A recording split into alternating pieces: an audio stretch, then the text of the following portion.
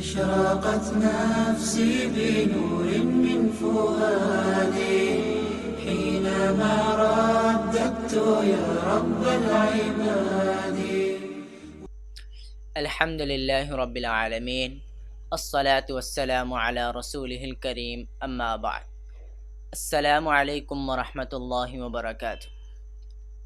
محترم سامعین، ماہ رمضان المبارک کے روزے دراصل ایک عظیم الشان نعمت پر اظہار تشکر ہے. وہ نعمت انسانوں کی ہدایت کے لیے قرآن کریم جیسی بے مثال کتاب الہی کا نزول ہے. اس کی وجہ سے رمضان کے روزے فرض کیے گئے اور دیگر مہینوں پر اسے فضیلت دی گئی. اللہ تعالیٰ نے اس کی وضاحت کرتے ہوئے فرمایا، رمضان وہ مہینہ ہے جس میں قرآن نازل کیا گیا جو انسانوں کے لیے سراسر ہدایت ہے اور ایسی واضح تعلیمات پر مشتمل ہے جو راہ راست دکھانے والی اور حق و باطل کا فرق کھول کر رکھ دینے والی ہے. لہذا اب سے جو شخص اس مہینے کو پائے اس کو لازم ہے کہ اس پورے مہینے کے روزے رکھے، اور جو کوئی مریض ہو یا سفر پر ہو تو وہ دوسرے دنوں میں روزوں کی تعداد پوری کرے. اللہ تعالیٰ تمہارے ساتھ نرمی کرنا چاہتا ہے، سختی نہیں کرنا چاہتا. اس لیے یہ طریقہ تمہیں بتایا جا رہا ہے تاکہ تم روزوں کی تعداد پوری کر سکو، اور جس ہدایت سے اللہ نے تمہیں سرفراز کیا ہے اس پر اللہ تعالیٰ کی کبریائی کا اظہار و اعتراف کرو اور شکر گزار بنو. اس لحاظ سے قرآن اور رمضان کو بہت گہرا تعلق ہے. اللہ کے رسول صلی اللہ علیہ وسلم ماہ رمضان میں حضرت جبرائیل علیہ السلام کے ساتھ قرآن مجید کا دور فرماتے اور باکثرت قرآن کی تلاوت کرتے تھے. چنانچہ ہم ماہ رمضان میں دیکھتے ہیں کہ نماز تراویح اور الگ سے بھی باکثرت اس کی تلاوت کی جاتی ہے.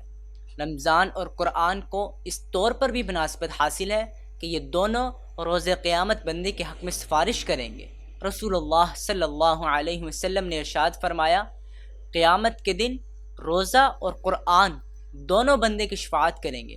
روزہ کہے گا، اے پروردگار، میں نے اس بندے کو دن کے وقت کھانے پینے اور خواہش نفس سے باز رکھا. قرآن پاک کہے گا، میں نے اس کو رات کے وقت سونے سے باز رکھا، تو آپ میری اس کے لیے شفاعت قبول فرما لیجئے. چنانچہ دونوں بندے کی شفاعت کریں گے اور ان کی شفاعت قبول کی جائے گی. اور اسی طرح قرآن کریم کی تلاوت کے ایک ایک حرف پر اللہ تعالیٰ اجر عطا کریں گے.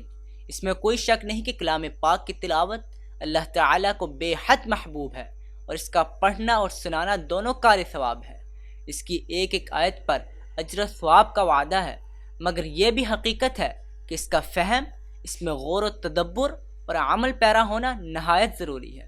یہی نزول قرآن کا منشا ہے. اللہ تعالیٰ فرماتے ہیں، یہ ایک بڑی برکت والی کتاب ہے جو اے نبی ہم نے تمہاری طرف نازل کی ہے تاکہ یہ لوگ اس کی آیات پر غور کریں، عقل و فکر رکھنے والے سے سبق لیں. نزول قرآن کا مقصد اس کے سوا اور کچھ نہیں کہ انسان اپنے رب کو پہچانے اور اس کے بنائے ہوئے اصول و قوانین کے مطابق زندگی بسر کرے، اس کی ہدایات کے مطابق اپنے افکار و خیالات، اعمال و کردار کو صحیح رخ پر لگائے اور ایک اچھا انسان بن کر قوم و معاشرے کے لیے مفید ثابت ہو.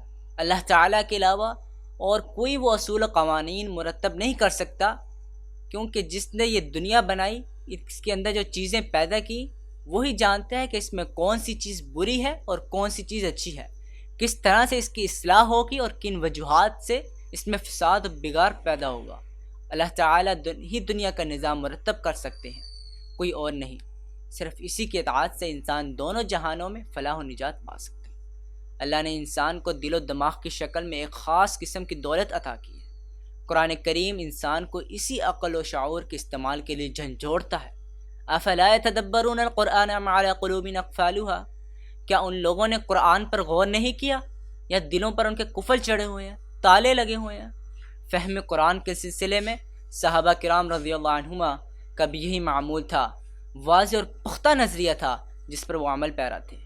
حضرت عبداللہ بن عباس رضی اللہ تعالی عنہما فرماتے ہیں کہ ہم میں سے جو کوئی 10 آیات پڑھ لیتا وہ اس وقت تک آگے نہیں پڑھتا تھا جب تک ان کے معنی اور مفہوم کو سمجھ نہ لے اور ان پر عمل پیرا نہ ہو. علامہ ابن قیم رحمہ اللہ فرماتے ہیں، جب کسی جگہ قرآن مجید کی تلاوت کی جاتی ہے تو اس کو سننے والے 3 طرح کے لوگ ہوتے ہیں. ایک وہ جو قرآن مجید کی آیات کو غور سے سنتے ہیں اور ان کا دل و دماغ انہیں سمجھنے میں لگ جاتا ہے. ایسے لوگ زندہ دل اور صاحب بصیرت ہیں. ان کے لیے قرآن نصیحت ہے جسے وہ اپنی عملی زندگی میں ڈھال کر اللہ تعالیٰ کی خوشنودی تلاش کرتے ہیں۔ دوسرے وہ لوگ ہیں جو قرآن تو سمجھ سکتے ہیں مگر ان کا دل و دماغ حاضر نہیں ہوتا۔ تیسرے وہ جو نہ قرآن کو غور سے سنتے ہیں اور نہ اس میں غور و تدبر سے کام لیتے ہیں، وہ اندھے اور بہرے لوگ ہیں۔ عام لوگوں کے ذہنوں میں خیال پیدا کر دیا گیا ہے کہ فہم قرآن صرف علماء کا کام ہے، عام لوگوں کا نہیں، مگر یہ خیال بالکل غلط ہے۔ اللہ تعالیٰ نے تو ایسی کوئی تخصیص نہیں کی، بلکہ صراحت کی ہے کہ قرآن کا نزول تمام لوگوں کے لیے۔ مولانا مودودی رحمہ اللہ قرآن کو سمجھنے اور اپنی زندگی میں ڈھالنے کے لیے ایک عام فہم مثال بیان کرتے ہیں۔ بتائیں اگر کوئی شخص بیمار ہو اور علم طب کی کوئی کتاب لے کر پڑھنے بیٹھ جائے اور یہ خیال کرے کہ محض اس کتاب کو پڑھ لینے سے بیماری دور ہو جائے گی، تو آپ اسے کیا کہیں گے؟ آپ کیا نہیں کہیں گے اسے کہ بھیجو اسے پاگل خانے میں، اس کا دماغ خراب ہو گیا؟ مگر شافعی مطلق نے جو کتاب آپ کے امراض کا علاج دور کرنے کے لیے بھیجی ہے، اس کے ساتھ آپ کا کیا یہی برتاؤ نہیں ہے؟ آپ اس کو پڑھتے ہیں اور یہ خیال کرتے ہیں کہ بس اس کے پڑھ لینے سے ہی تمام امراض دور ہو جائیں گے، اس کی ہدایات پر عمل کرنے کی ضرورت نہیں، نہ ان چیزوں سے پرہیز کی ضرورت ہے جن کو یہ مضر بتا رہی ہے۔ پھر آپ خود اپنے اوپر وہی حکم کیوں نہیں لگاتے جو اس شخص پر لگاتے ہیں جو بیماری دور کرنے کے لیے صرف علم طب کی کتاب پڑھ لینے کو کافی سمجھتا ہے؟ ابن مسعود رضی اللہ تعالی عنہ نے تدبر قرآن اور اس پر عمل کے سلسلے میں غفلت کا خدشہ ظاہر کرتے ہوئے فرمایا، ہم لوگوں پر قرآن کا حفظ کرنا مشکل جبکہ اس پر عمل کرنا آسان ہے، اور ہمارے بعد لوگوں پر قرآن کا حفظ کرنا آسان ہوگا اور اس پر عمل کرنا مشکل ہوگا۔ قرآن جو کہ تمام لوگوں کی ہدایت کے لیے نازل ہوا ہے، اگر اسے سمجھ کر نہیں پڑھا گیا اور اس میں غور و فکر نہیں کیا گیا تو اس پر عمل کرنا مشکل ہو جائے گا، پھر یہ عام انسانوں کی رسوائی اور ذلت کی بات ہوگی۔ اس لیے اللہ تعالیٰ نے ہمیں ایک بار پھر قرآن کو سمجھنے کا ایک بہترین موقع رمضان المبارک کی صورت میں دیا ہے۔ آئیں قرآن کو سمجھیں تاکہ رمضان المبارک کی مبارک ساعتوں کو بابرکت بنائیں اور اپنی اصلاح کریں۔ اللہ تعالیٰ ہمیں رمضان المبارک سے ہر طرح کا فائدہ اٹھانے اور دوسروں کو فائدہ پہنچانے کی توفیق عطا فرمائے۔ آمین۔ وآخر دعوانا ان الحمد للہ رب العالمین۔